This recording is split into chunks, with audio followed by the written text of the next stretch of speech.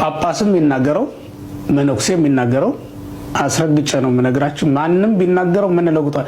እንኳን ጳጳስ ከሰማይ የወረደ መልአክ እንኳን ቢነግረን የእመቤታችንን ትምህርት አንቀይረውም። ከዚህ በኋላ የቀደሙ አባቶቻችን አስተምረውናል። ቄርሎስ አስተምሮናል፣ ኤፍሬም አስተምሮናል፣ ዮሐንስ አፈወርቅ አስተምሮናል። ሌሎችም እንደ ዮሐንስ አፈወርቅ ጉባኤ እኮ እመቤታችን ትመሰገንበት የነበረው ያ ትልቅ ጉባኤ የሰማይ መላእክት ወርደው ይታደሙበት የነበረው ጉባኤ እኮ ነው።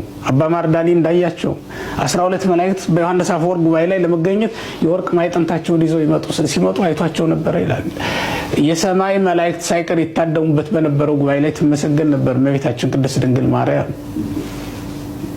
ስለዚህ ያንን ምስጋናዋን ልናቋርጠው በፍጹም አንችልም።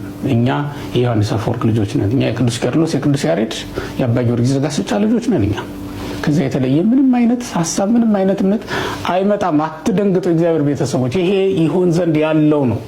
ገና ወደፊት አውሬው በትልልቅ ሰዎች ምልክታችን በምናደርጋቸው ሰዎች ሳይቀር ሊፈትነን እንደሚችል ማወቅ ይኖርባቸዋል። ወደፊትም ቢሆን